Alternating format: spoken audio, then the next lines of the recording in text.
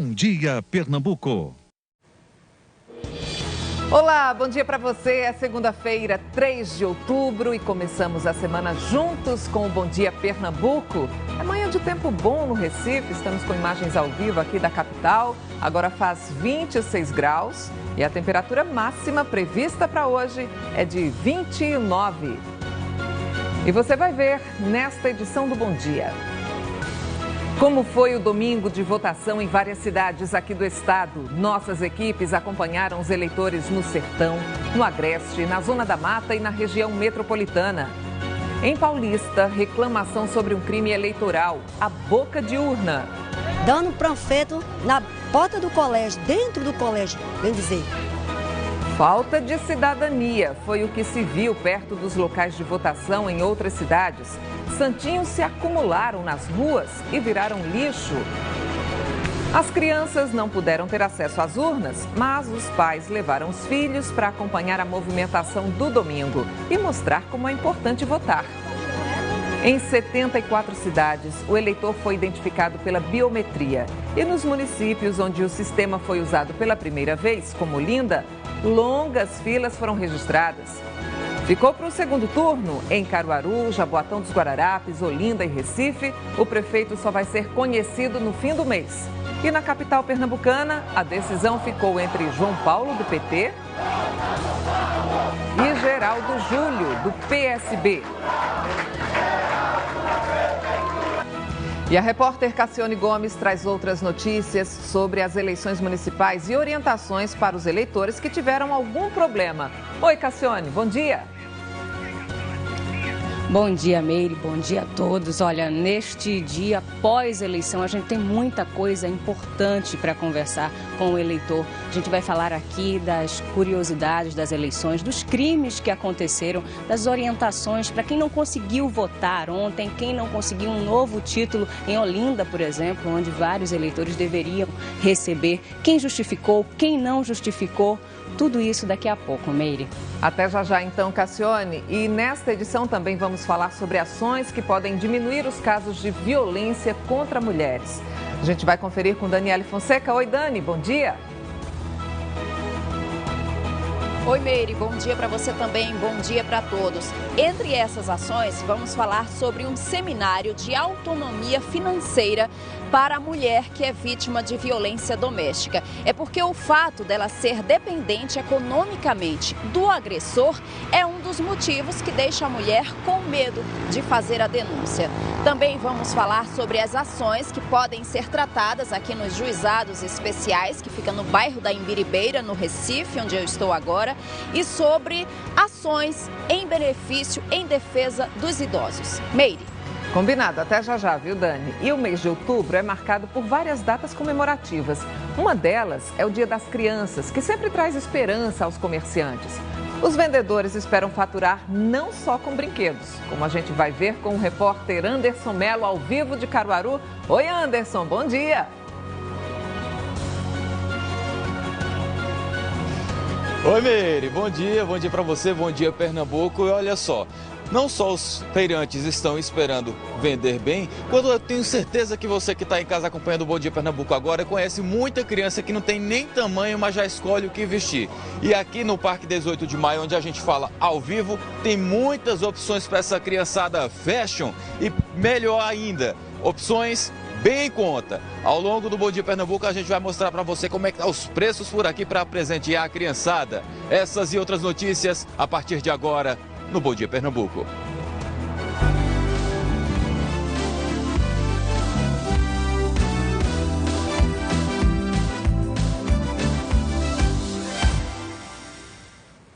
Durante esta edição do Bom Dia, vamos mostrar como foi o domingo de votação em várias cidades aqui do estado. Começamos com o Sertão. Em Araripina, no sertão do Araripe, logo cedo, o número de eleitores nas sessões já era bom. Seu José Barbosa foi um dos primeiros a votar. Veio logo cedo. Chego cedo, porque eu sempre sou dos primeiros, votar os primeiros.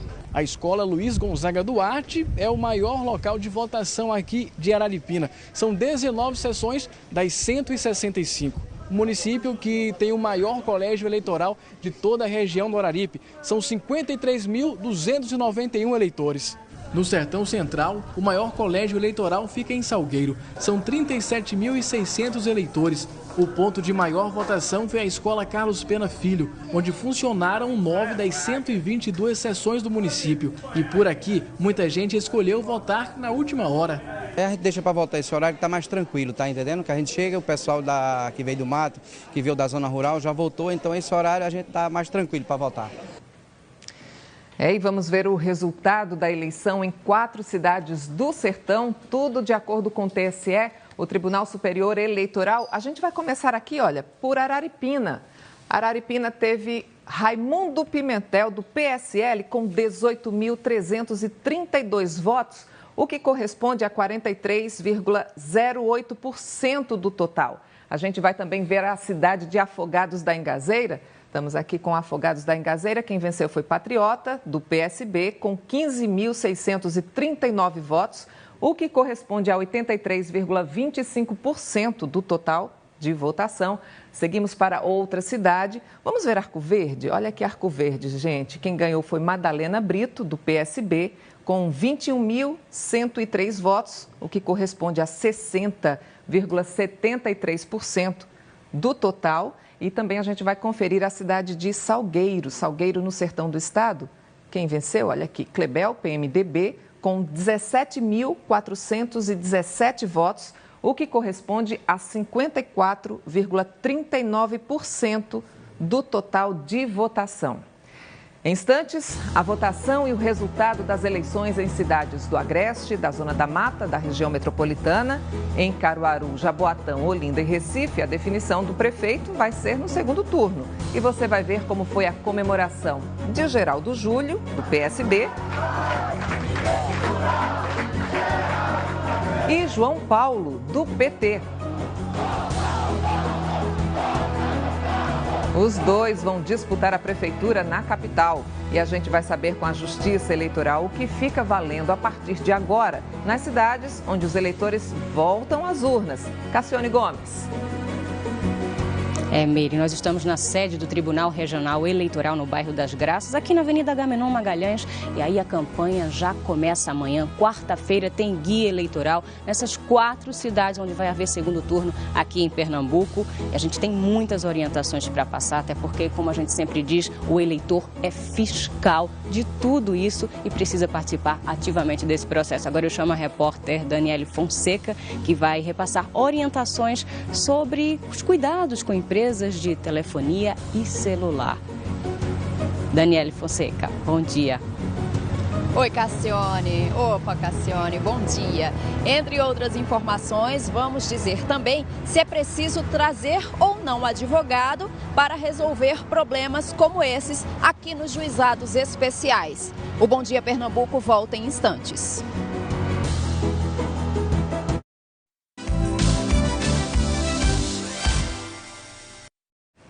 São 6h11. O Bom Dia Pernambuco está de volta com as informações das eleições no Agreste. Em Garanhuns, o domingo de eleição foi tranquilo.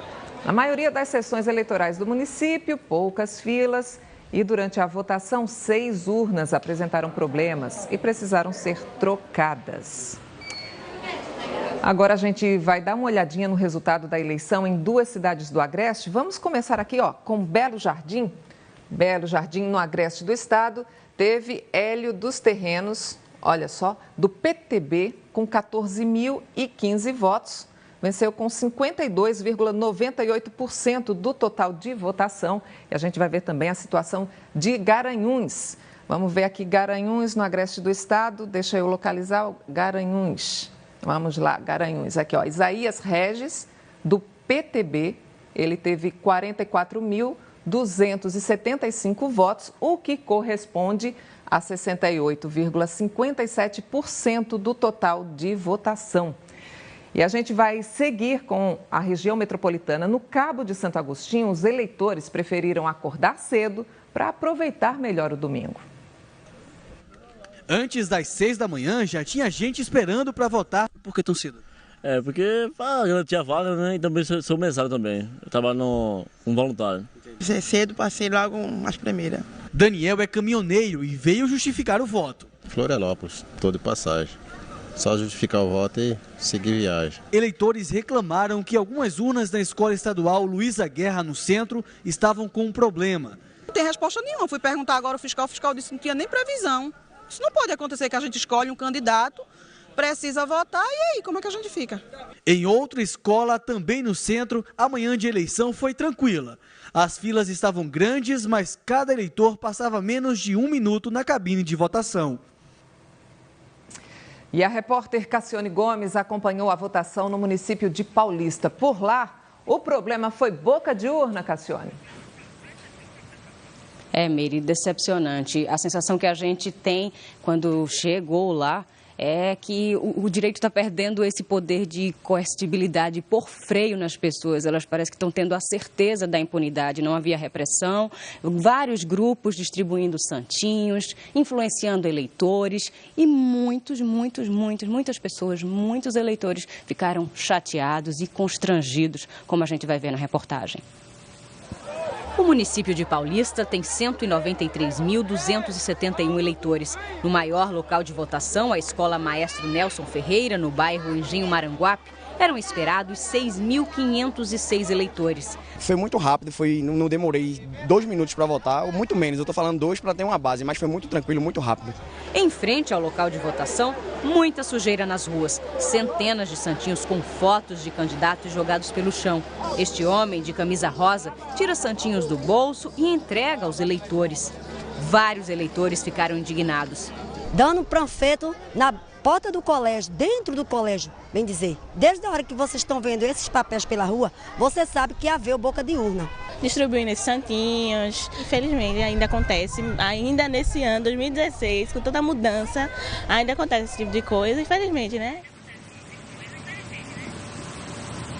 Infelizmente, mas a gente precisa mudar, né? E muda se a gente fiscalizar, se a gente cobrar das autoridades também, para que isso seja punido, porque boca de urna é crime. A gente está aqui do Tribunal Regional Eleitoral, da sede do TRE, falando com você neste dia pós-eleição e repassando orientações. Aqui ao meu lado, Orson Lemos, que é assessor da presidência, da corregedoria do TRE, para explicar para a gente muita boca de urna ontem. Orson, bom dia. Teve gente presa? Sim, o estado todo tiveram 68 pessoas presas, detidas, inclusive até 5 candidatos. Há vereadores também foram detidos. As pessoas ainda têm esse costume e acham que vão ficar sem punição. Essas pessoas terminaram o dia de ontem na delegacia e vão responder a processo. Explica pra gente o que é que caracteriza a boca de urna, para ficar bem claro, porque tem gente que nem sabe que é crime ou acha que não está fazendo nada demais, que é bobagem, que é um crime menor. E aí a gente precisa explicar isso porque nas maiores cidades aqui do Pernambuco vai haver segundo turno. A democracia é exatamente a liberdade, mas a liberdade com limites, com direitos. Então a pessoa tem o direito de escolher o seu candidato de livre escolha. E você ser, na hora que vai votar, tem uma pessoa entregando um panfleto a você, pedindo o voto ou coagindo, isso é crime, é exatamente caracteriza boca de urna. Está próximo à urna para votar e está alguém ali captando a pessoa, tentando convencê-la e às vezes até coagindo. Exatamente isso é que é caracterizado e que é coibido e que muitas pessoas realmente ainda fazem, mas de forma discreta, até com medo de que se pegue, e acontece isso. Então esperamos que as pessoas possam exercer sua democracia, mas não no lugar errado. Qual a pena para isso? Poderá ser de 6 meses a 1 ano. Então é ruim, porque a pessoa termina naquele dia, o candidato dele nem eleito é às vezes, e depois ela termina respondendo o processo. E aí sim ela fica a ficha suja. E aí a gente vai mostrar agora para vocês imagens que a gente flagrou ontem, circulando por várias cidades aqui do Recife. Dá só uma olhada como ficaram alguns locais de votação. Este aí no bairro de Maués, em Vitória de Santo Antão. Foram muitos santinhos de papel no chão. Em Camaragibe, uma situação bem parecida. A falta de educação deixou calçadas, canaletas, o meio da rua cheio de material de políticos. No Recife, em vários locais de votação ficaram abarrotados de papéis. Você vê aí a rua Manuel da Silva, no bairro de Água Fria, zona norte da cidade. Era muito papel voando, Meire, decepcionante. É um absurdo, né? Eu também passei aqui em Olinda, em vários locais de votação, estava do mesmo jeito, um absurdo.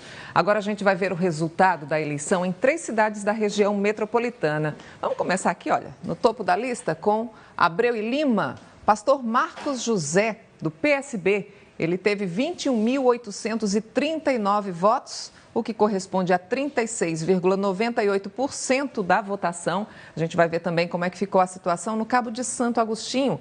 Cabo de Santo Agostinho, eleição aí para Lula Cabral, do PSB, com 66.970 votos, correspondendo a 55,53% do total. E a gente vai dar uma olhadinha também aqui, ó. Vamos ver, Paulista na região metropolitana. Aqui a vitória foi para Júnior Matuto, vamos lá, ó. PSB com 67.110 votos, o que corresponde a 47,70% da votação. Agora uma dica para os estudantes que vão fazer o Enem, o Exame Nacional do Ensino Médio. De hoje até quarta-feira tem um aulão preparatório de graça organizado pelo SESI. São 300 vagas e as aulas acontecem das 7 às 10 da noite no SESI do Ibura, no Recife. Fica na Avenida Ministro Oliveira Salazar, número 228, bairro do Ibura. As inscrições podem ser feitas pelo telefone 3339 1233, está aí na tela, mas eu vou repetir, 3339 1233. No projeto Educação, a herança de 3 grandes líderes. Está em voga hoje a discussão dos direitos humanos. Isso pode até parecer uma coisa nova, mas não é. A história tem mostrado que há muito tempo pessoas já haviam se mobilizado para isso.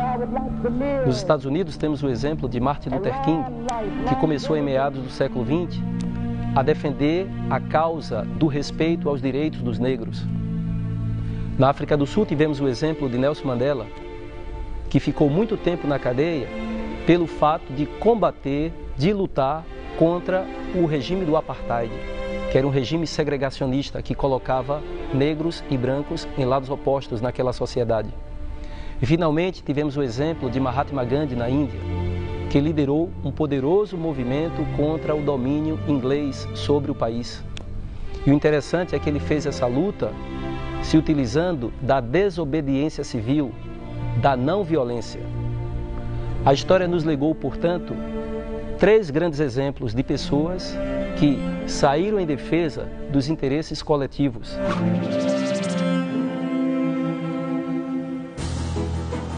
Depois do intervalo, a movimentação dos eleitores em Petrolina e em Caruaru. De onde fala ao vivo, o repórter Anderson Melo.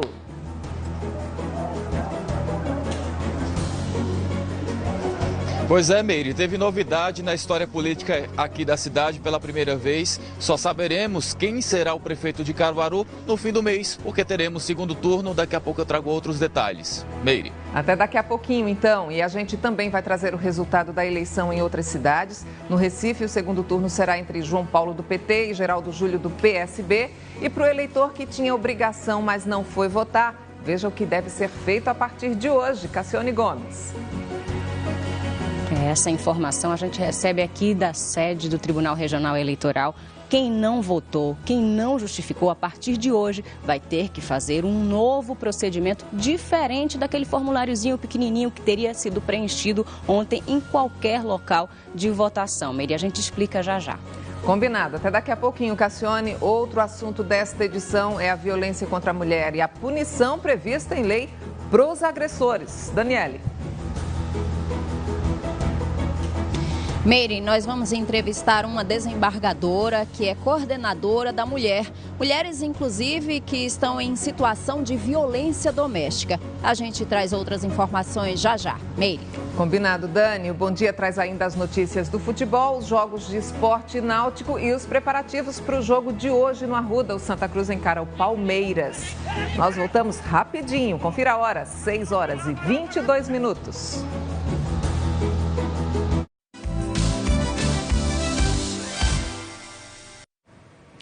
Pela primeira vez, vai ter segundo turno para definir quem vai assumir a Prefeitura de Caruaru. E a gente vai para lá direto com o repórter Anderson Melo.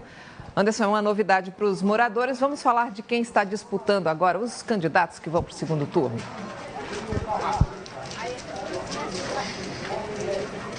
Pois é, Meire. Passaram para o segundo turno Tony Gel, do PMDB, e Raquel Lira, do PSDB. Tony Gel, atualmente exercendo a função de deputado estadual, já foi prefeito da cidade por 2 vezes, no início dos anos 2000 até 2008. Foram duas foram 2 candidaturas, ele exerceu esse cargo 2 vezes seguidas.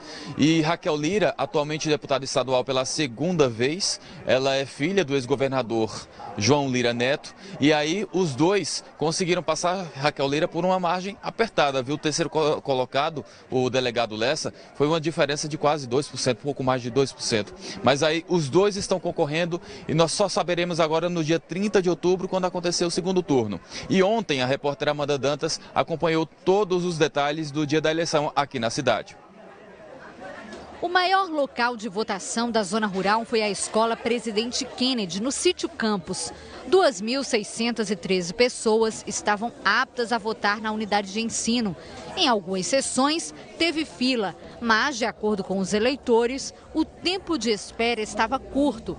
Alex fez questão de comparecer. O voto que vai fazer a cidade crescer, né? Na área urbana, o Colégio Municipal Álvaro Lins era o maior local de votação, com 20 sessões e 7.784 eleitores.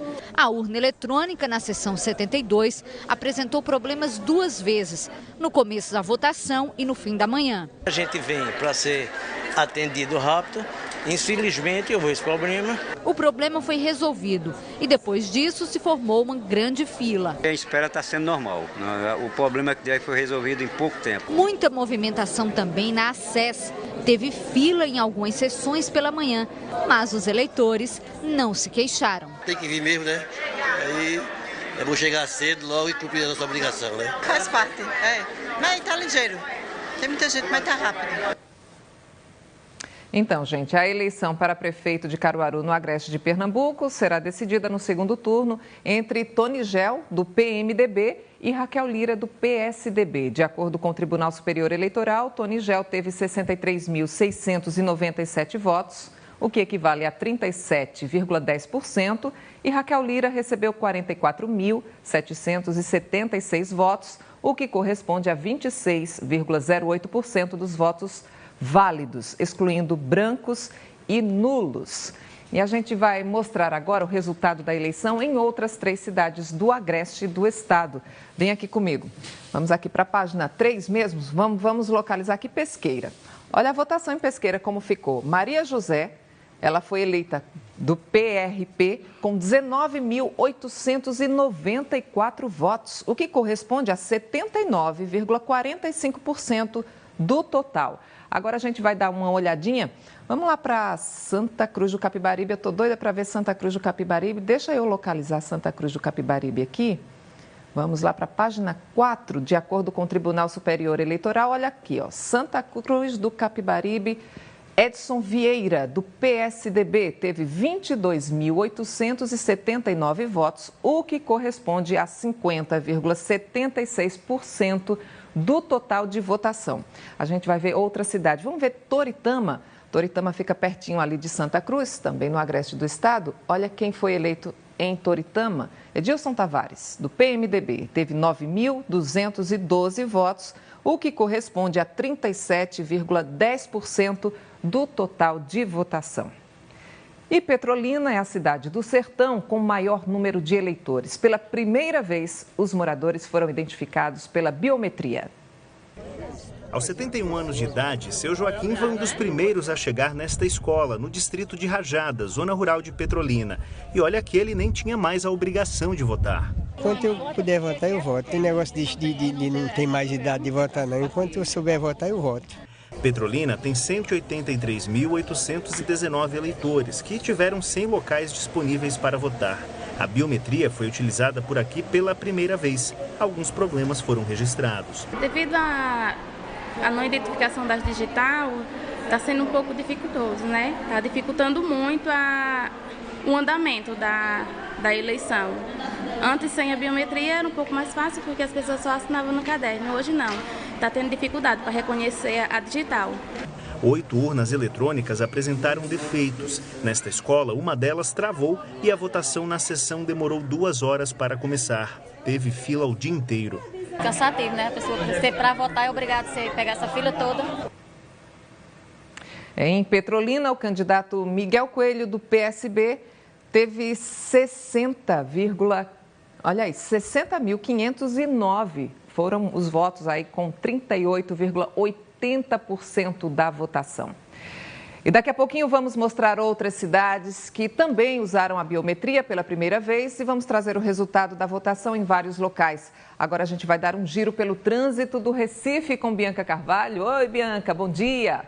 Oi, Meire, bom dia para você, bom dia para todo mundo. Vamos começar circulando lá pela Zona Oeste. Aqui nessa câmera, gente, Real da Torre, no cruzamento com a Zé Osório, tranquilo no momento. Se a pessoa seguir em frente, vai encontrar o túnel da Abolição, Caxangá. Se dobrar ali à direita, vai para Caxangá pela Zé Osório. Uma outra câmera aqui já bastante movimentada ali, ó. Finalzinho da Caxangá. Aliás, no encontro com dois irmãos, Rua Ribeiro Pessoa. Os carros que estão dobrando, estão pegando para dois irmãos. Muito movimento para seguir em frente pela Caxangá nesse momento. Sinal de 3 tempos lá, ali. A gente vai agora para uma outra visão da Caxangá, já pertinho do túnel da Abolição. Os carros que vêm pela Caxangá, ali, seguindo também, sem trânsito no momento, tudo muito tranquilo por lá. Finalzinho da Caxangá para pegar a Abolição. E por último, já chegando, se aproximando do centro do Recife, a Rua Professor Zé dos Anjos, encontrando com a Avenida Norte ali. Avenida Norte que você está vendo nos dois sentidos, sentido BR, sentido centro. Daqui a pouco a gente volta com outras imagens de câmeras da CTTU, mostrando como é que está o trânsito no Recife. Voltamos ao estúdio.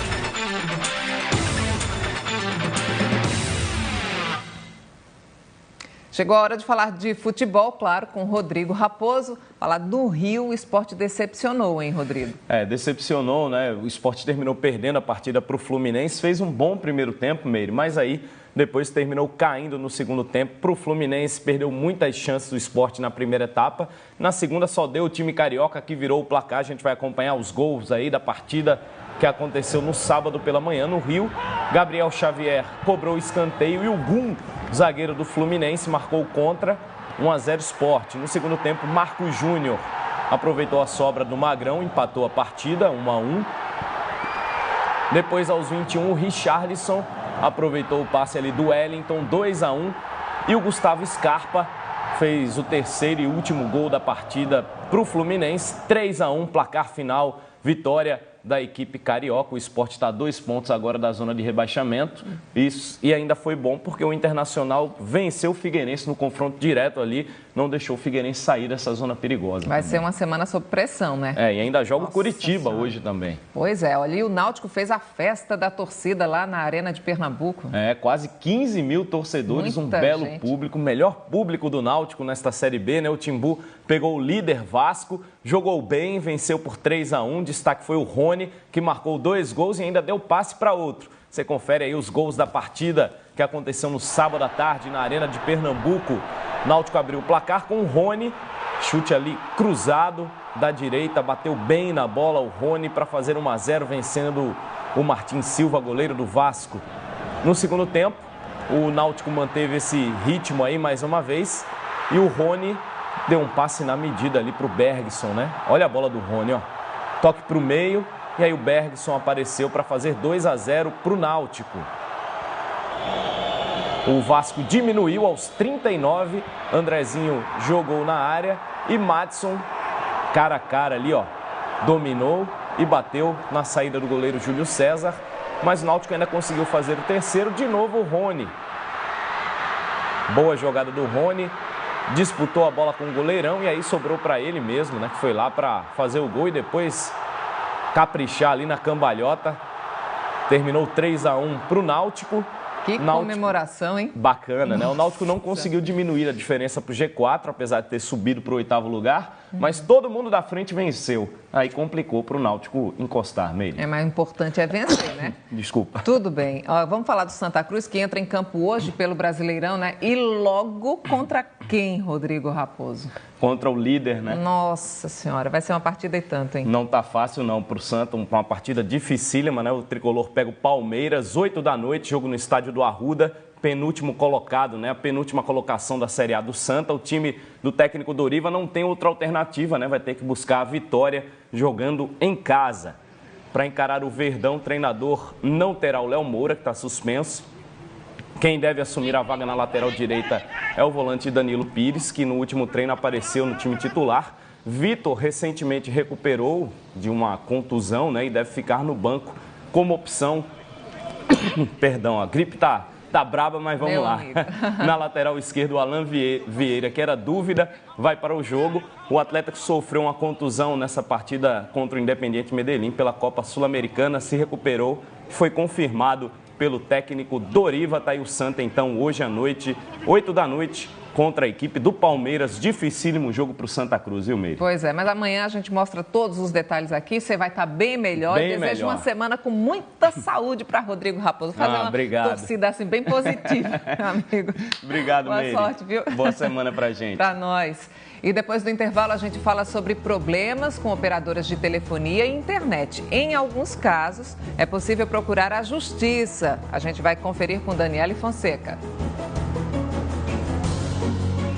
Agora, a primeira orientação é que o cliente procure primeiro a operadora de telefonia ou qualquer outro serviço que ele esteja sendo oferecido. E se não tiver sucesso, aí sim, procura aqui os juizados especiais. A gente traz outras informações já já. Meire. Veja também o resultado das eleições em cidades do Sertão, da Zona da Mata, região metropolitana. No Recife, a decisão para prefeito vai ser no segundo turno. Notícia comemorada por João Paulo, do PT.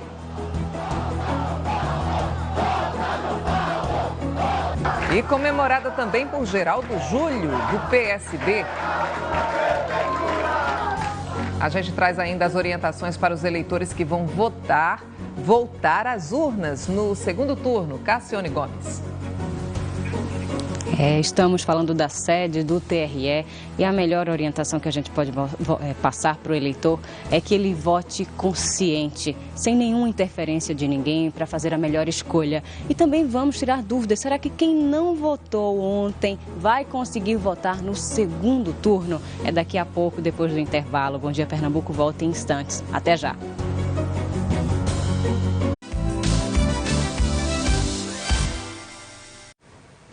Em Jaboatão dos Guararapes, a eleição vai ser definida no segundo turno e muitos eleitores foram votar acompanhados dos filhos. A ideia foi ensinar as crianças sobre a importância do voto e de exercer a cidadania. Em Jaboatão dos Guararapes, alguns eleitores levaram as crianças para que elas vivenciassem o clima das eleições. Na Faculdade dos Guararapes, um dos 131 locais de votação foi assim. A cena se repetiu na Faculdade Metropolitana do Grande Recife, outro local de votação. Quando ele crescer, já ia, entendeu? Se adaptando para saber como é que vota, o que vai enfrentar. Leonardo pediu aos pais para acompanhar esse momento histórico. Porque eu quero ver como vai ser quando eu tiver maior para me voltar. Samuel achou importante que o filho estivesse presente. Ele vai aprendendo logo de criança a aprender a votar, né? No candidato certo, isso aí, né? Jaboatão tem mais de 443 mil eleitores, de acordo com o TRE. 8 candidatos disputaram a prefeitura. Outros 742 se candidataram ao cargo de vereador. Agora vamos ver como foi o resultado da eleição em Jaboatão. Olha aqui comigo, olha, os candidatos Anderson Ferreira, do PR, e Manuel Pereira, Neco, do PDT, vão disputar o segundo turno. Anderson Ferreira com 34,28% dos votos válidos, Neco ficou com 30,09%. E a gente confere agora o resultado da eleição em outras 4 cidades da região metropolitana. Vamos começar aqui com Igaraçu, gente, olha aqui. Vamos ampliar aqui no quadro. A cidade de Igaraçu teve vitória para Mário Ricardo, do PTB. Ele teve 38.708 votos, o que corresponde a 61,37% do total de votação. Vamos ver outra cidade? Vamos ver aqui, ó, Ilha de Itamaracá, deixa eu ampliar para você. Vitória de Tato, do PSB, teve 6.763 votos, o que corresponde a 50%. Vamos dar outra circulada aqui, vamos dar uma olhadinha na cidade de Itapsuma. Deixa eu tentar localizar a cidade de Itapsuma, aqui, ó, Zé Dirmanteca, vamos ver, do PSD. Ele teve 7.3 314 votos, o que corresponde a 50,26% do total de votação. A gente segue, vamos dar outra circulada, vamos dar outra olhada numa cidade aqui, Moreno, região metropolitana ainda. Estamos aqui com Vavá Rufino, do PTB, Vitória. 16.307 votos, o que corresponde a 47,23% do total de votação. E a gente vai dar uma olhadinha agora na situação do trânsito no Recife. Será que o pessoal está enfrentando dificuldade neste começo de semana? A gente vai conferir com Bianca Carvalho. Tem algum lugar aí com maior dificuldade para pedestre, para motorista ou motociclista, Bianca? Meire, à medida que vai se aproximando o horário de pico, aí o trânsito vai ficando mais movimentado. Quem anda pela Avenida Norte conhece bem esse trecho aqui, ó.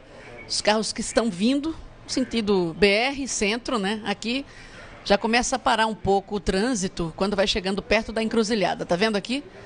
Claro que o sinal fechou, mas independentemente disso, a gente vê que lá atrás já está começando a ficar complicado. Imagens da Avenida Norte. Aí, se você seguir, vai chegar na Cruz Cabugá. A gente está vendo aqui nessa outra câmera trânsito vindo de Olinda, da área norte da região metropolitana, em direção ao centro do Recife, muito movimentado. Esse trecho aí, gente, é onde tinha aquele sinal de 3 tempos, agora tá melhor, porque está seguindo em frente, não pode mais entrar em direção ao bairro do Recife, mas a gente vê bastante movimento ali. Depois vamos seguir para Conde da Boa Vista. Imagine que você está seguindo pela Cruz Cabugá e vai para Conde da Boa Vista. 2 trechos. Ali, ó, vindo da Agamenon Magalhães, muito tranquilo ali, o sentido.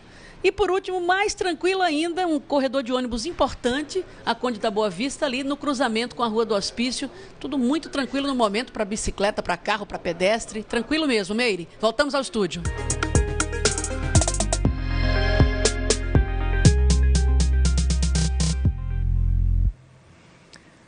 Muitos consumidores têm enfrentado dificuldade com os serviços oferecidos por empresas de telefonia e internet. A gente sempre está falando disso aqui no Bom Dia, né? Aí, quando não conseguem resolver o problema diretamente com a operadora, recorrem à justiça. Casos assim são tratados no Juizado Especial Cível, que muita gente ainda chama de pequenas causas. A gente vai chamar a Daniele Fonseca com orientações sobre esse assunto, até para saber quais são as queixas em relação a esse serviço de telefone e internet que chegam com maior frequência aí no juizado. Dani. Principalmente aquelas, Meire, em que o cliente contrata uma velocidade e diz que está recebendo outra. Ou então ele está lá usando a transmissão de dados e vive caindo. Essas são situações que chegam aqui nos juizados especiais. A gente convidou para essa entrevista a Isabela Magalhães, ela que é coordenadora adjunta dos juizados especiais. Nesses casos que eu exemplifiquei agora há pouco, o que precisa trazer de documento? Bom dia. Bom dia, Daniele. Bom dia, Meire. A parte tem que trazer o documento comprobatório, aquele contrato que ela fez que prove que a velocidade não está sendo a que ela contratou, né? Documento de identificação, comprovante de residência, como o endereço da empresa também demandada. É preciso fazer agendamento ou basta já chegar aqui para receber o atendimento? Não, basta chegar aqui, funcionamos de 7 às 19 horas e prestar sua queixa normalmente. Pega uma fichinha, aguarda a chamada e vai ser atendido sem nenhuma burocracia. E atende pessoas de outras cidades também ou só do Recife? Depende. Se a empresa ou a outra parte tiver domicílio em Recife, ela poderá prestar queixa, sim, aqui em Recife. E no caso de advogado, muita gente tem a preocupação em relação a isso, se é preciso ou não? Não, veja, o advogado ele só é necessário a partir de 20 salários mínimos, quer dizer, superior a 20 salários mínimos, a parte terá a necessidade de assistência de um advogado, caso não tenha condições de contratar procurar a Defensoria Pública do Estado, que também tem aqui na Central dos Juizados. A gente está falando principalmente sobre essas questões envolvendo operadoras de telefonia, mas que outros casos vocês atendem aqui nos juizados especiais? Todas aquelas causas de menor complexidade, que não ultrapasse o valor de 40 salários mínimos. Né? Até 20 salários mínimos não precisa de advogado, superior a 20 salários mínimos é necessária a presença do advogado. Não para prestar a queixa. A queixa ele pode vir, independente de advogado ou defensor público, fazer a sua queixa. Agora, na audiência, ele terá que ser acompanhado por um advogado ou defensor público quando o valor ultrapasse 20 salários mínimos. A gente também aproveita essa entrevista aqui para falar sobre a terceira quinzena pernambucana de conciliação e apoio ao idoso, que está sendo promovido aqui pelos juizados especiais. O que vocês vão tratar nesse encontro? Vamos tratar de todas as causas cíveis e das relações de consumo envolvendo as pessoas idosas, né? Isso é uma iniciativa do Tribunal de Justiça em apoio ao idoso. Esse mês de outubro, que é o mês que foi sancionado o Estatuto do Idoso, então a gente está fazendo isso também em homenagem ao idoso. Quem pode chegar aqui com algum problema, alguma causa que esteja vivendo? É uma demanda espontânea? Pode vir abertamente sem precisar agendar também? Não, essas audiências já estavam agendadas, foram antecipadas, né? Então só aquelas pessoas que foram intimadas, que mandamos intimação para comparecer, serão 390 audiências, né? Focando o acordo. Caso não haja, haverá um mutirão de sentenças para que essas causas sejam julgadas de forma mais rápida. Quem estiver aí assistindo, que por acaso se interessou, mas não teve esse agendamento, isso é feito com frequência? A gente está aí na terceira edição, né? Sim, todo ano estamos fazendo essa quinzena pernambucana, que vem dando um excelente resultado. A gente tem conseguido conciliar bastante e tem acelerado ainda mais o processo para o idoso. Muito obrigada pela sua participação, pelas suas informações, e nós voltamos aí para o estúdio. E nós seguimos agora falando das eleições. Vamos ver o resultado em 2 cidades da zona da Mata Norte de Pernambuco. Vamos começar aqui com Goiânia, né? A gente está com Oswaldinho, vitória para Oswaldinho aqui, ó, do PMDB, com 20.161 votos. Isso corresponde a 42,35% do total de votação. E a gente vai ver agora também uma cidade aqui, ó, Timbaúba. A gente está com Timbaúba. Quem venceu em Timbaúba foi Ulisses, do PSDB. Ele teve 17.725 votos. Isso corresponde a 53,74%. Em Vitória de Santo Antão, na Mata Sul, o domingo foi tranquilo e os eleitores votaram sem dificuldade. Pela primeira vez, a identificação foi por meio da biometria. O município de Vitória de Santo Antão, na zona da Mata Sul, tem 88.379 eleitores. A maior parte deles, 7.911, vota na Faculdade de Formação de Professores, no bairro do Cajá. Muito rápido.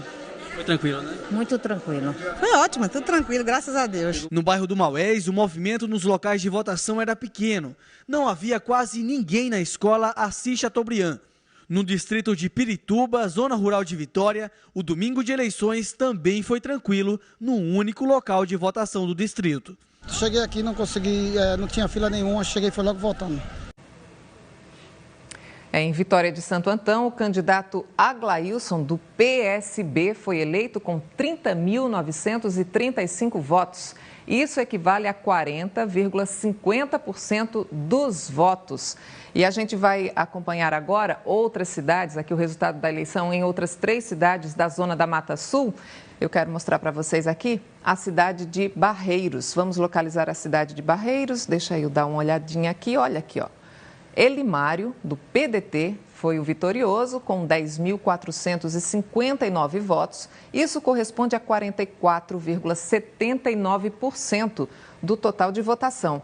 Agora a gente vai dar uma olhadinha na cidade de Catende. Catende também aqui na Zona da Mata. Professor Josibias, do PSD, teve 7.556 votos, o que corresponde a 39,32% do total de votação.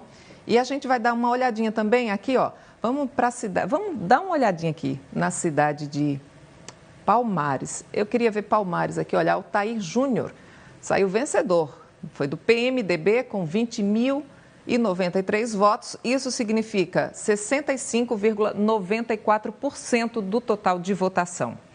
Em Camaragibe, na região metropolitana, os eleitores também não tiveram problemas durante a votação. E foi mais tranquilo ainda para quem votou no período da tarde. Em Camaragibe, na região metropolitana do Recife, as ruas em frente aos principais locais de votação foram bloqueadas para o trânsito. Na Escola Estadual Francisco de Paula Correia de Araújo, no bairro Timbi, 7.117 eleitores votam em 18 sessões. Ao todo, são 121.877 eleitores em Camaragibe. A grande maioria preferiu votar pela manhã. A tarde foi de calmaria para os mesários. Geralmente todo mundo deixa para vir de manhã, né? Aí a tarde está bem melhor. Foi bem rápido? Foi bem rápido, não passei nem 3 minutos na sala. Melhor para quem evitou as filas da manhã e pôde exercer tranquilamente o dever de cidadão, como seu João, que não deixa de votar de jeito nenhum. Que os nossos prefeitos exerçam o trabalho dele e cumpram com o dever deles, como a gente está cumprindo com a da gente. É isso que eu espero. É isso aí, sabe as palavras do seu João, né? E a gente vai ver o resultado da eleição em Camaragibe. Olha aqui comigo, o candidato Meira, né, do PTB, foi eleito com 48.019 votos. Isso equivale a 56,49% do total. A gente vai seguindo para ver o resultado da eleição em 2 cidades da região metropolitana, né? Vamos dar uma olhadinha aqui em Araçoiaba? Olha Araçoiaba aqui. Joami, do PDT, 6.616 votos, isso significa 50,98% do total.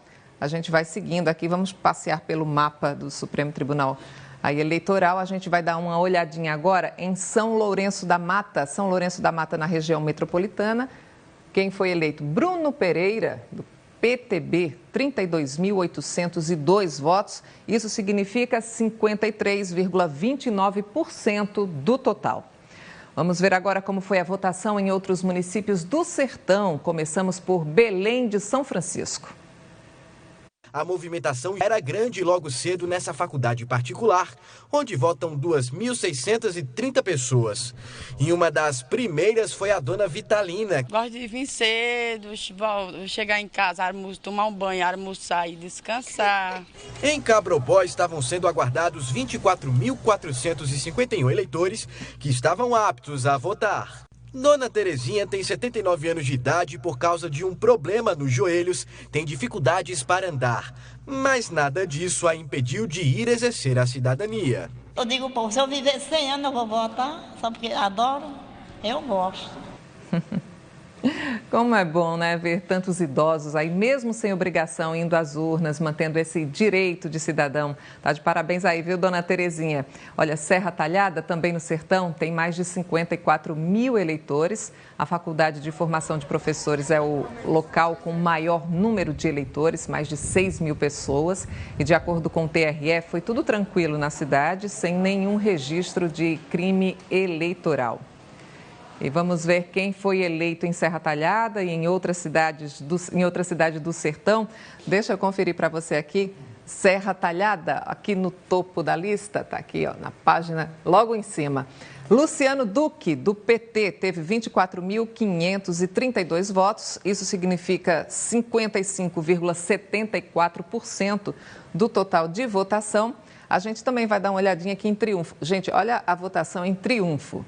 João Batista foi quem ganhou do PR, 6.618 votos, o que corresponde a 80,42% do total de votação. A gente tem mostrado ao longo do Bom Dia a movimentação em várias cidades aqui do estado, né? Em muitas, a votação foi tranquila, mas o Tribunal Regional Eleitoral também registrou problemas. Houve prisões, queda de energia e mais de 200 urnas foram substituídas. Às 5 da tarde, em ponto, foi encerrada a votação em Pernambuco. Estamos reunidos à corte também para declarar encerrada essa convocação da corte e também tenho a dizer aos senhores que nenhum incidente chegou para ser julgado no decorrer desta tarde aqui na corte. As eleições 2016 foram as mais tranquilas da história. Foi o que considerou o TRE. Os problemas e as ocorrências que surgiram foram consideradas bem abaixo do esperado. 237 urnas eletrônicas apresentaram problemas e precisaram ser substituídas. Mas nenhum eleitor precisou votar com cédulas de papel. Nós recebemos em torno de 5 mil urnas novas encaminhadas pelo Tribunal Superior Eleitoral e isso resultou no menor índice de problemas que observamos em todo o estado. 68 pessoas foram presas por suspeitas de crimes eleitorais. Entre elas, 5 candidatos. Se o crime ficar constatado, aí vai caber ao Ministério Público Eleitoral promover a ação penal contra eles, porque é um crime eleitoral. E aí, então, promovendo ação penal, o juiz eleitoral, então, vai dar continuidade a essa ação penal, que poderá, inclusive, acarretar lá na frente, por exemplo, se ele foi eleito, a perda do diploma ou então a cassação do mandato eletivo, pode ocorrer. Como que o senhor avalia a segurança das eleições esse ano? Passamos o dia todo, eu, o comandante da Polícia Militar, o chefe da Polícia Civil, bombeiro e científica, no Centro Integrado de Comando e Controle, e os relatos todos que nós recebemos é de ocorrências pontuais e dentro da normalidade, porque se espera de uma eleição em 184 municípios. Vamos voltar lá para a sede do TRE, né? A gente viu aí que as autoridades consideraram todas essas ocorrências dentro da normalidade. Agora a gente quer saber sobre a situação de duas cidades, Ipojuca e Belo Jardim, porque o resultado da eleição ainda vai ser definido pelo Tribunal. Cassiane Gomes. É verdade, Meire. A gente está falando aqui do Tribunal Regional Eleitoral, continuamos daqui passando informações desse pós-eleições. E o que aconteceu? Nessas duas cidades, os candidatos que venceram as eleições estão sob júdice, ou seja, o Tribunal Superior Eleitoral vai resolver ainda como é que vai ficar esse resultado, se eles assumem, se eles não assumem, porque eles estão com problemas nas contas. E aí o que a gente vai saber com mais detalhes, que contas são essas, que procedimentos são esses, que esses candidatos estão passando, com Orson Lemos, que é assessor da corregedoria aqui do TRE. Explica bem para o eleitor que votou nesses candidatos e para outros também, para ficarem mais, digamos assim, conscientes, né? Em quem estão votando, se informarem. Que procedimento é esse? O que está acontecendo, Orson? Vejam só, o processo eleitoral, existe um processo de registro de candidatura. O registro de candidatura é o que define se o candidato está apto, sem recurso nenhum, ou apto com recurso. No caso de 8 cidades em Pernambuco, estão aptos, porém com recursos. E nesse caso de Pojuca e de Belo Jardim, os que estão aptos, porém com recurso, que ainda não finalizou o julgamento, eles tiveram votos superior ao que estão em segundo lugar. Então, deverá aguardar a posição final do terceiro julgamento. Eles já tiveram um julgamento no primeiro grau do juiz, tiveram um julgamento da corte, que foi mantida a decisão, e agora eles vão recorrer para o Tribunal Superior Eleitoral, que vai analisar.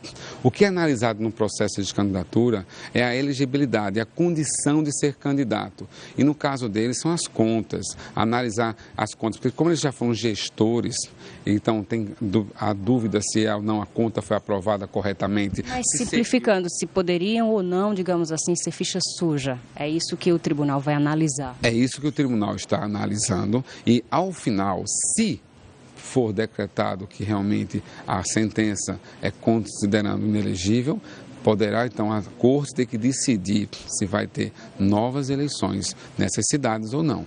Ou se, diferentemente, o TSE entender e homologar eles como candidatos, aí sim poderá o juiz proclamar o resultado, porque ontem o juiz não proclamou o resultado nas cidades de vencedor, aguardando decisões do Superior de Julgamentos. Por isso que ninguém sabe a quantidade de votos e, com certeza, o Tribunal Superior Eleitoral vai julgar isso em caráter de urgência, como de fato merece. Meire. A gente vai ficar acompanhando, Cassiane. E veja com a gente a seguir o resultado da eleição em Olinda, que terá segundo turno, e também no Recife. Na capital, a disputa será entre o candidato Geraldo Júlio, do PSB,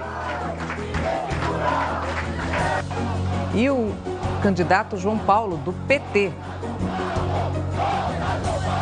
A gente também mostra como ficou a composição na Câmara de Vereadores do Recife. Temos orientações para os eleitores das cidades onde vai haver segundo turno. Quem deixou de votar precisa, inclusive, justificar a ausência. E outro assunto do Bom Dia é a violência contra a mulher. Daniele. Nós vamos falar sobre um seminário internacional que vai trazer orientações para mulheres vítimas de violência e que dependem economicamente do agressor. Meire. Até daqui a pouquinho então, Dani. Vamos também até uma feira tradicional em Caruaru conferir o preço das roupas, né? Uma das opções para presentear as crianças, Anderson Melo.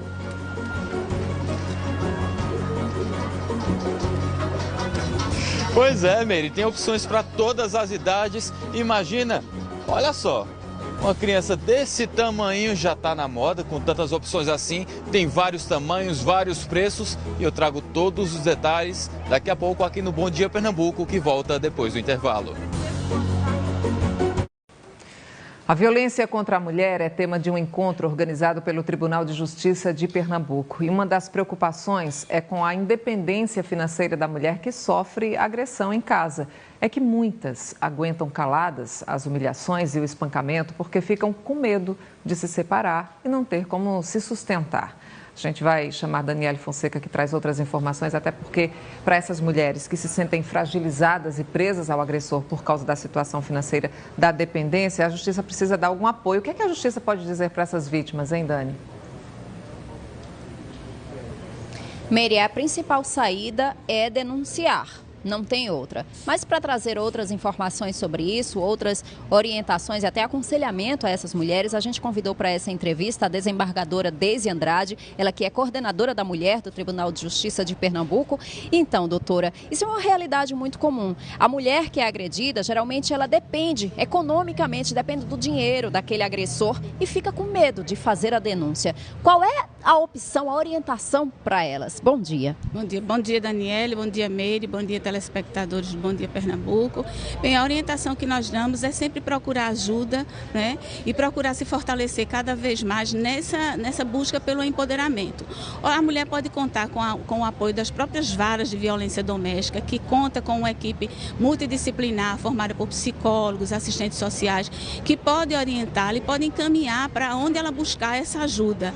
Até que pode ser também procurada nos centros de referências das secretarias municipais da mulher, tanto a Secretaria Estadual como a Secretaria Municipal conta com esse tipo de orientação. Às vezes ela tem vergonha até de ser vista entrando num desses locais. Ela pode mandar alguém para pegar a orientação ou receber a visita de algum desses profissionais? Ela pode, sabendo da informação que aquela mulher está sofrendo a violência, o próprio grupo multidisciplinar pode procurar essa mulher no endereço dela para conversar e dar esse tipo de ajuda, porque sabemos que é uma dificuldade romper esse silêncio. Falando sobre isso, vai acontecer de hoje até o dia 5 de outubro o Seminário Internacional de Empoderamento e Autonomia Econômica para Mulheres Vítimas de Violência Doméstica. Quem é que pode participar? Qualquer pessoa interessada no tema pode participar. O seminário é aberto. Vai estar acontecendo hoje à tarde no Fórum Rodolfo Aureliano, a partir das 14 horas, promovido junto com o Tribunal de Justiça. E amanhã, durante o dia todo, lá no auditório no bairro do Recife, no auditório do Centro de Artesanato, e na quarta-feira pela manhã na Faculdade de Guararapes. Vocês vão ter, inclusive, palestrantes internacionais. A pessoa vai ter como compreender, vai ter tradução simultânea, por exemplo? Vai, nós vamos contar com o apoio do tradutor simultâneo. Cada participante vai receber seu equipamento, não teremos nenhuma dificuldade nessa comunicação. Quem estiver interessado em participar disso, doutora, mas não fez inscrição, mesmo assim pode chegar e assistir às palestras? Pode. Hoje acontecerá no segundo andar do Fórum Rodolfo Aureliano, não tem nenhuma dificuldade o acesso, todas as pessoas podem participar e outras informações podem ser obtidas no próprio site do Tribunal de Justiça, www.tjpe.jus.br. O que é que vocês que trabalham com isso, lidam com isso diariamente, percebem em relação ao aumento ou diminuição dos casos de mulheres que buscam a justiça para se resguardarem em relação a esse tipo de agressão? Na verdade, o que a gente percebe é que cada vez mais a mulher está se empoderando e se encorajando de buscar ajuda e quebrar esse silêncio, que é um grande desafio, uma tarefa difícil, não é fácil se romper esse silêncio, porque para além da dependência econômica, às vezes tem a dependência também afetiva, pensa na pessoa dos filhos, na família, é um desafio muito grande para a mulher.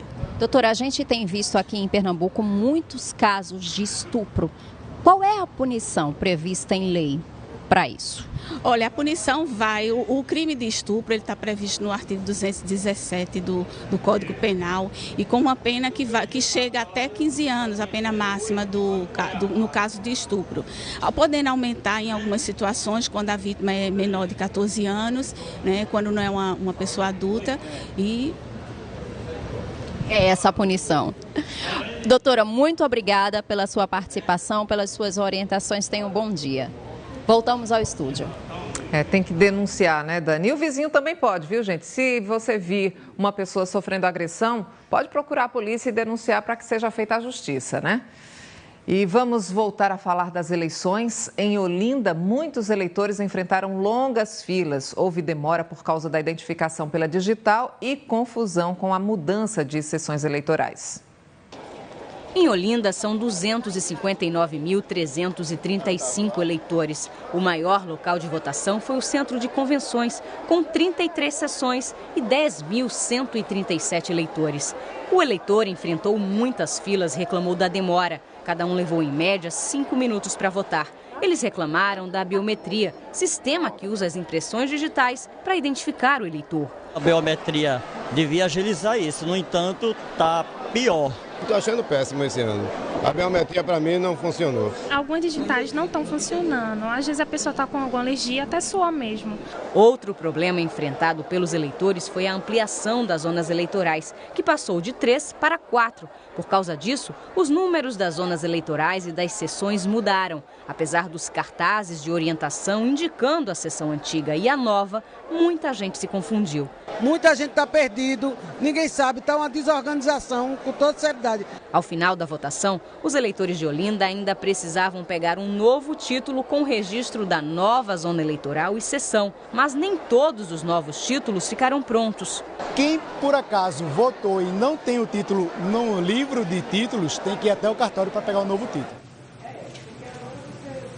A gente volta aqui do Tribunal Regional Eleitoral no bairro das Graças para explicar melhor para o eleitor de Olinda o que é que está acontecendo. Ontem a gente conversou com o chefe de prédio, o administrador, e ele disse isso, que as pessoas teriam que ir ao cartório. E aí a gente vai reafirmar aqui com o Orson Lemos, que é assessor da presidência do TRE, para explicar para a gente o que aconteceu com esses títulos. Eles não foram confeccionados, eles não chegaram lá a tempo. O que aconteceu, Orson? É bom entender que nós entregamos ontem em 18 cidades títulos e nenhuma delas tiveram dificuldades, foram casos pontuais, porém eram mais de 600 mil títulos a serem entregues e em Olinda menos de 40 mil. O que pode ter acontecido é que quem produziu os títulos foi o TSE que imprimiu e ele imprime exatamente o eleitorado que está na urna. Agora, quando eles chegam todos juntos, eles têm que ser redistribuídos e por algum motivo de redistribuição manual, pode ter ficado o título na zona ao lado. Então foi só uma questão de logística. Os títulos estão num cartório, as pessoas poderão procurá-lo e lá vão encontrar seu título. Então, o cartório, qualquer cartório, ou o cartório que a pessoa tirou o título da outra vez, como é que faz? Nós temos em Olinda 2 cartórios, exatamente. Então, eles têm que procurar o cartório eleitoral que eles são vinculados. Nós temos agora 4 zonas eleitorais em Olinda, 3 estão num local, 2 estão na antiga sede, um está no fórum do TJ e o outro está no centro da moda. Então, tem 3 lugares diferentes para o eleitor buscar. Ele deve buscar no respectivo cartório dele. Então, o que explica para a gente? Teve esse rezoneamento eleitoral, né? Tem mais uma zona eleitoral em Olinda e as sessões lá, os números que estavam no título não coincidiam com o número da sessão de votação e aí as pessoas, por isso, precisaram de um novo título para poder constar lá nova informação. É isso? As pessoas encontraram ontem um papel escrito sessão antiga e sessão nova. A sessão nova é o novo número da sessão e a maioria tinha um número antigo. E estavam todas bem identificadas. É somente questão que o eleitor está querendo ser rápido. Eles não costumam ler avisos e cartazes, é algo natural do brasileiro, mas estavam todos sinalizados com administradores orientando. Então foi só uma questão assim de ansiedade na hora de votar. Muito obrigada. Daqui a pouco a gente volta que ainda tem mais orientações para repassar. Meire. E sobre Olinda, os eleitores vão voltar às urnas, né? O segundo turno das eleições para prefeito em Olinda será disputado entre os candidatos Antônio Campos, do PSB, e também professor Lupércio, do Solidariedade. Antônio Campos teve 55.995 votos, equivalente a 28,17% do total. Professor Lupércio ficou com 46.476 votos, o equivalente a 23,38%. Recife é a cidade com o maior número de eleitores no estado. 992.700 pessoas foram às urnas, a maioria mulheres. Na zona norte da cidade, o Sesc de Casa Amarela foi um dos locais de votação, com 10 sessões eleitorais. Mais de 3.400 pessoas votaram aqui. De acordo com o Tribunal Regional Eleitoral, Recife tem 1.119.271 eleitores. A maioria é mulher. Elas correspondem a mais de 55% do eleitorado. A nossa responsabilidade é maior do que a dos homens, eu acho, né? Acho muito importante a pessoa vir dar o seu voto. A mulher é super importante para o Brasil, somos melhores, somos maioria. Então acho muito interessante. Homens e mulheres dedicaram parte do domingo para escolher o prefeito e os vereadores da cidade para os próximos 4 anos. Entre os eleitores, o governador Paulo Câmara. Ele chegou acompanhado da família e de aliados políticos. O governador votou às 9h30 da manhã, na Fundação Secosne, no bairro da Madalena. Na zona sul do Recife, na Escola Jordão Emerenciano, maior local de votação da cidade e que fica no bairro do Ibura, foram mais de 9.700 eleitores. Seu Antônio foi o primeiro. Veio de Campina Grande porque fez questão de votar. Eu acho importante votar. Cada um com uma história e com uma motivação. Eu gosto de votar, sempre gostei de votar, desde os 18 anos que eu voto. Nunca faltei um ano. Por lá também vimos muito lixo de campanha do lado de fora. Havia santinho por todo lado. Eu acho que é o nosso papel, fazer o nosso dever, que é votar, escolher o seu candidato. No segundo maior local de votação da cidade, no Colégio Santa Maria, o local recebeu mais de 9.600 eleitores. Apesar da grande quantidade de gente, correu tudo tranquilo, de acordo com o TRE. Cada pessoa demorou de 30 segundos até 1 minuto para votar. A eleição para prefeito do Recife vai ser decidida no segundo turno entre os candidatos Geraldo Júlio, do PSB, e João Paulo, do PT. Geraldo Júlio teve 430.997 votos, o que corresponde a 49,34% dos votos válidos. João Paulo recebeu 207.529 votos, o que equivale a 23,76% dos votos. E depois da apuração dos votos, o candidato do PT, João Paulo, deu uma entrevista no comitê de campanha. Quando a Justiça Eleitoral confirmou João Paulo no segundo turno, ele, o candidato a vice, Silvio Costa Filho, e os militantes fizeram muita festa. Depois do anúncio do resultado da votação, o candidato João Paulo e o candidato a vice deram entrevista. Eles estavam acompanhados do senador Humberto Costa, do deputado federal Silvio Costa e do presidente do PT em Pernambuco, Bruno Ribeiro. Recife mostra o resultado, segue de exemplo para o Brasil, né? Do ponto de vista de acertar na estratégia, de uma estratégia que levou para o segundo turno e com grande perspectiva de termos uma grande vitória agora no segundo turno. E evitou falar das estratégias para os próximos dias da campanha. A primeira coisa eu falava anteriormente, é fazer aliança com a base do eleitor que saiu de casa e deu não à atual gestão. Quanto aos candidatos, a gente vai ver também, não há nenhuma forçação de barra, vamos ver qual é a disposição de cada um. O prefeito do Recife e candidato à reeleição, Geraldo Júlio, do PSB, também comemorou e preferiu não adiantar sobre possíveis alianças. A Frente Popular comemorou o resultado do primeiro turno.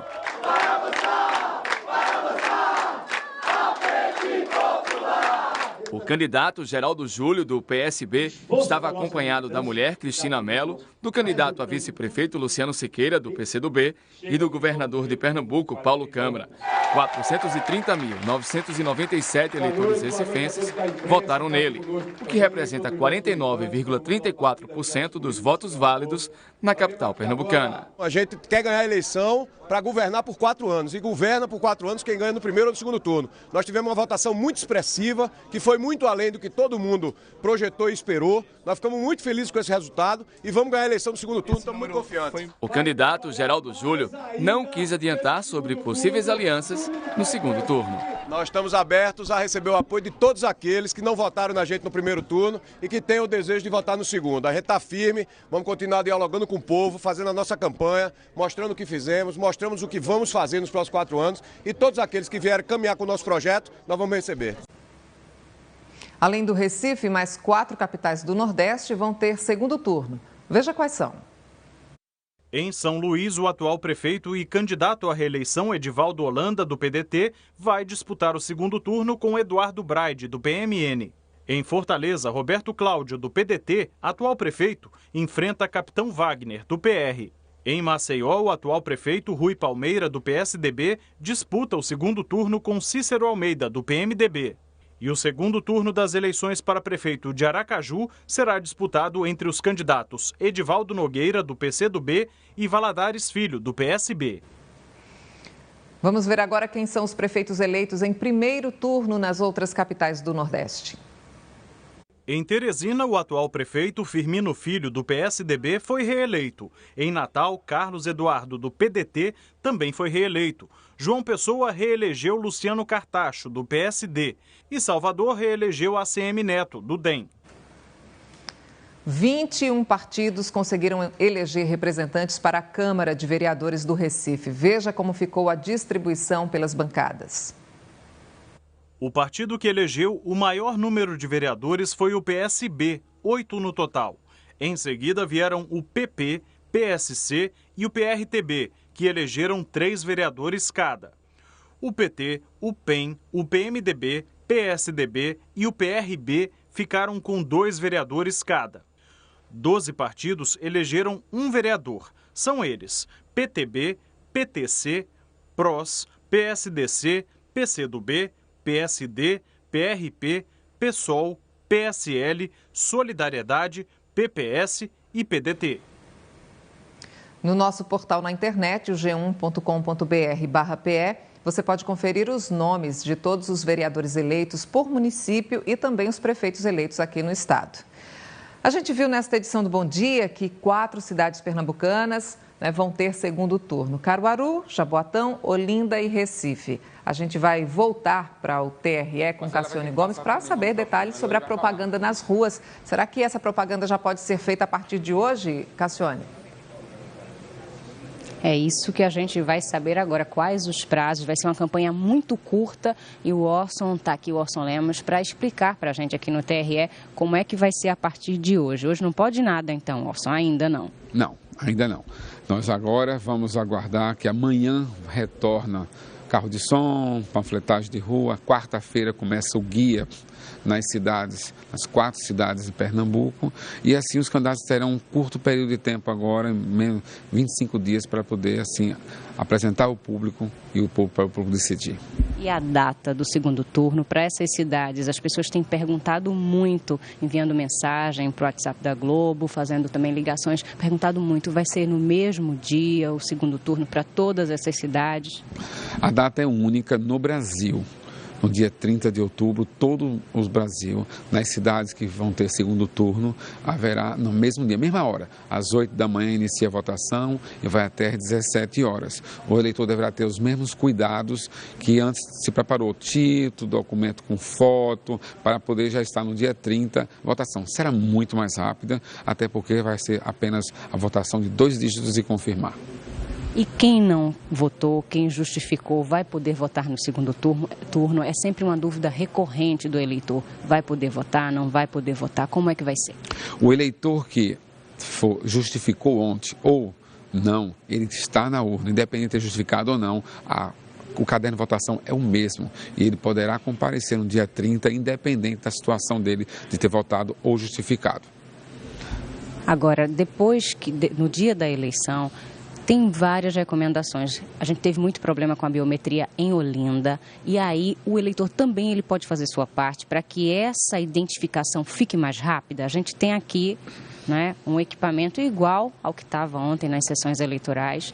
E aí eu queria que você explicasse. O eleitor também pode fazer sua parte. Como? Percebemos que as cidades que já tinham segundo turno, pela segunda vez votaram na biometria, como Recife, foi tranquilo. Cidades como Garanhuns, Caruaru também, foi tranquila a votação. Há uma química entre eleitor e mesário. Primeira vez do mesário, primeira vez do eleitor. Então, a posição da mão é fundamental. O eleitor não coloca o dedo correto, ele apenas posiciona. O mesário esqueceu de posicionar o dedo do eleitor, o tempo de colocar. Então, tudo isso vai configurando pouco a pouco. Você imagina que até teve criança que entrou na cabine e desligou a urna.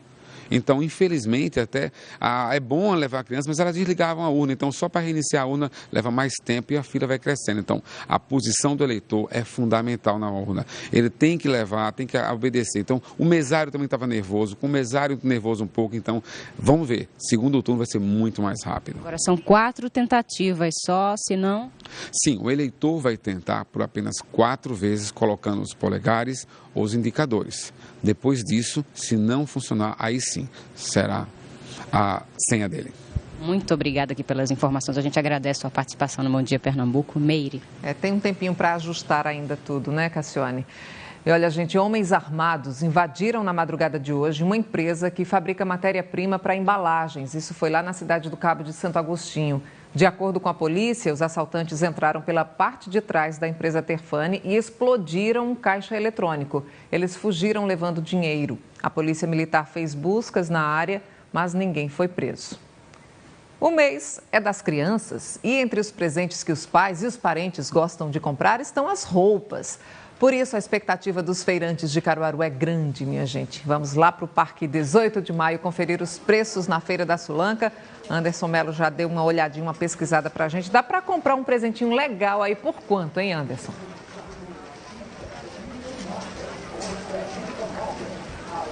Olha, Meire, tá vendo esse conjunto aqui? Chuta quanto? Baratinho, viu? Camisa polo, calça jeans, sai por R$41 o conjunto, ou seja, já deixa a criança bem vestida. Eu vou conversar aqui com alguns comerciantes. Olá, amigo, bom dia, como é seu nome? Bom dia, Naelson. Tudo bem? Como é que tá a movimentação hoje? Hoje está fraco, muito fraco. É um dia após a eleição, né? Os bancos fechados, aí a gente fica nessa situação. Aí complica, né? Mas eu sei que o senhor tem preço competitivo aqui, né? Por exemplo, mostrei aqui a camisa polo. Se eu quiser levar só a camisa polo, sai por quanto? Sai por R$18. 18. E a calça? A calça é 23. O que é que eu tenho mais opção de dar presente aqui? Estou vendo essas camisas estampadas desde que eu cheguei, já chamou a atenção. Estão todas muito bonitas. Está por quanto elas? Essa tá por R$12, que é a gola careca. 12? R$12. Se eu levar em quantidade, eu adoro pechinchar, viu? Mas esse é o preço de grosso. Normalmente a gente dá o preço de grosso aqui na feira. Tá certo, amigo. Obrigado, boas vendas. E é só a gente caminhar um pouquinho aqui que encontra outras opções, por exemplo. Olha só, para a menina também tem opções aqui, amiga. Tudo bem? Bom dia. Quanto é que tá esse conjuntinho para criança?